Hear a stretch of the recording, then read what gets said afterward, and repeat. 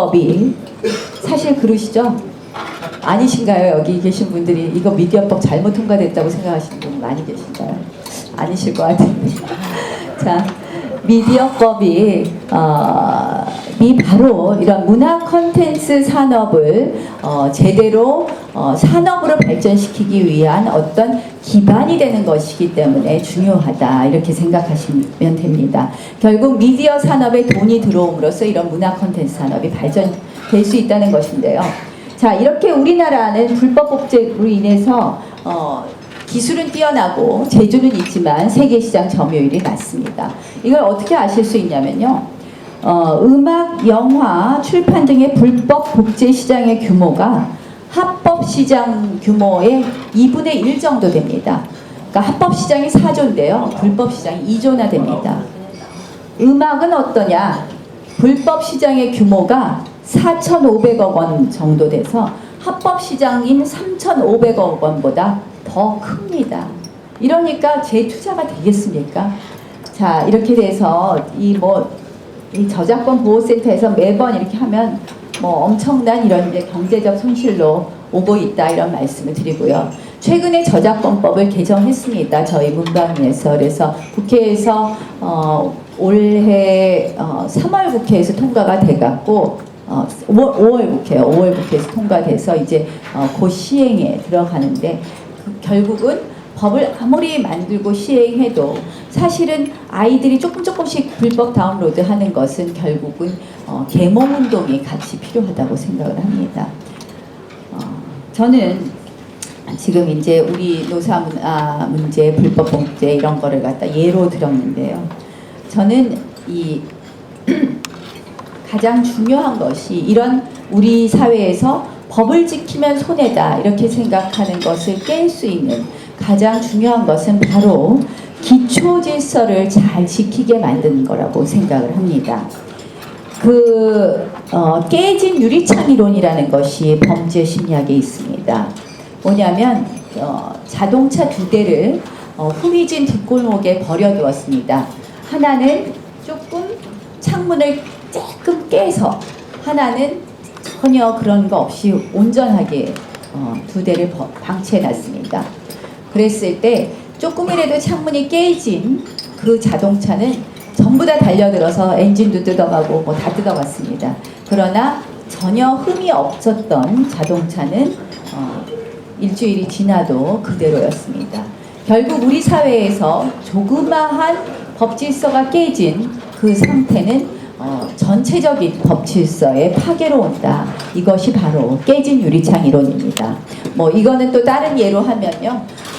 무슨 학교에 유리창 하나가 조금 깨져 있으면 지나가는 아이들이 다 돌을 던져서 깨트린다, 이런 거랑도 같은 얘기입니다.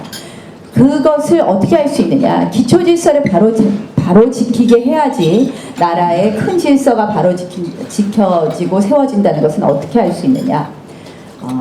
여러분들 잘 아시는 뉴욕의 줄리아니 시장의 예를 보시면 아실 겁니다.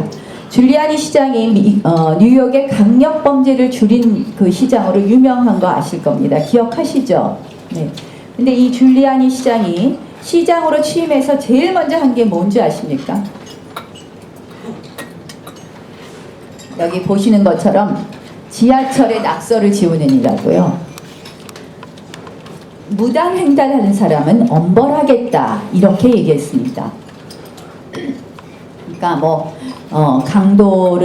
강도를 줄이기 위해서 강력범죄 대응팀을 활성화하겠다, 강력범죄에 대해서는 더 강한 처벌을 위해서 노력하겠다, 이런 것이 아니라 무단횡단하는 사람은 철저히 우리가 법 질서를 지키게 하겠다, 이렇게 얘기를 했고, 결국 줄리아니 시장이 이렇게 기초 질서를 강조한 결과 범죄율은 뚝뚝뚝뚝 떨어졌습니다. 그래서 5년간의 뉴욕의 시장으로서의 그 명성을 갖게 된 것이 다른 것이 아니라 바로 이 기초 질서를 잘 지키게 하는 것이었다는 것을 기억하시면 될 것 같습니다. 그러면 우리 대한민국의 모습은 어떤지 좀 보겠습니다. 이명박 대통령께서 들어오신 다음에 첫 대통령 당선 연설이 있었습니다.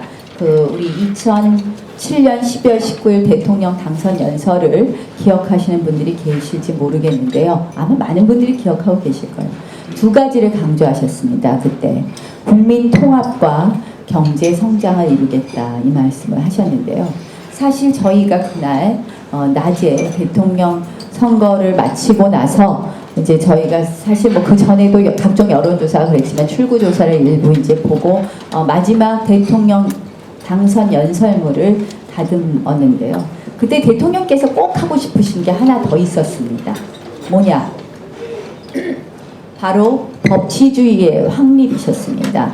그래서 그 당시 당선자께서는 내가 국민통합과 경제성장뿐만 아니라 법치주의의 확립을 꼭 말씀하시고 싶다고 굉장히 강력히 그 의지를 표명하셨고, 저희로서는 이제 이것이 2개가 아니라 3개가 되면 메시지 전달력이 약하다 이런 참모들의 의견이 많이 있어서 법치주의는 말씀은 하셨습니다. 마지막 순간에 말씀은 하셨는데요. 그러니까 국민들에게 생방송되는 그 당선자 소감에서는 말씀을 못 하시고 그 소감 말씀하시고 3층의 기자실, 당사의 기자실, 4층의 기자실로 올라가셔서 기자들에게 다시 말씀을 하시는 그 자리에서 법치주의를 말씀을 하셨습니다. 그래서 당선자 소감에 이제 저희가 2개만 말씀하시라 했는데 본인은 꼭 말씀하시고 싶으셨던 거예요. 그래서 그때 말씀 못 하셨다고 너무 안타까워하시면서 4층 계단으로 올라가시면서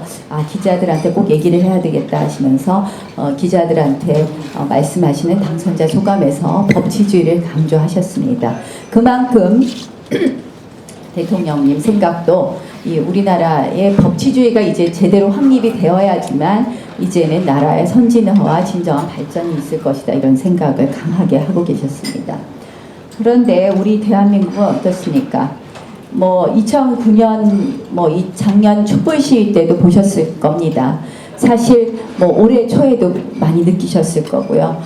폭력이 정당화되기 시작한 폭력이 정당화되는 경우가 상당히 있습니다. 이 보면은요, 이 소고기 시위 때도 저는 이렇게 생각을 합니다.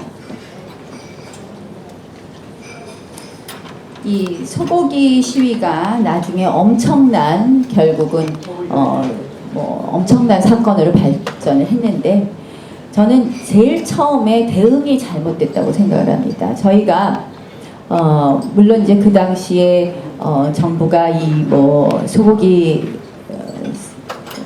협상 과정에서 시기라든지 이런 걸 국민에게 오해하게 한 부분이 있는데, 처음에 이 소고기 시위가요 촛불 시위로 됐을 때 정부에서 그게 평화 시위라는 이유로 사실은 여러 가지를 방치한 잘못이 있다고 생각을 합니다.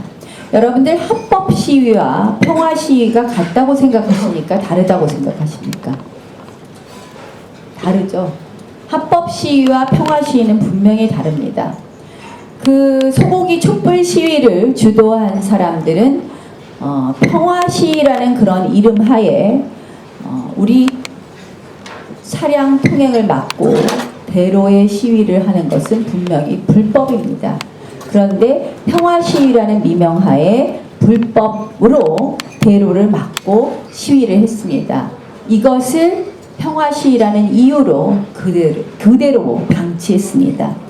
저는 그 첫 단추가 잘못되었기 때문에 결국은 그렇게 나중에는 폭력 시위로 변질될 수밖에 없었다 이렇게 생각을 합니다. 그렇기 때문에 이렇게 대로를 막았을 때 아무리 평화 시위라도 법을 지켜야 된다. 합법 시위를 해야 된다. 인도로 시위하십시오. 인도에서 시위하십시오. 이렇게 처음에 유도했다면 나중에 그렇게 엄청난 폭력 시위로 되지는 않았을 것입니다. 그래서 이제 그 이후에 요새는 사실 굉장히 여러 가지 집회라든지 이런 부분에서 합법적인 그런 것을 많이 강조하고 사실은 그러한 노력을 계속해서 정부가 하고 있다는 것을 많이 느끼실 겁니다.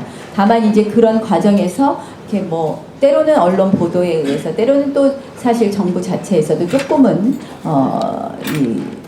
세련되지 못하게 한 부분도 조금 있었던 것 같긴 합니다. 그러나 저희가 이제는 이런 합법 시위와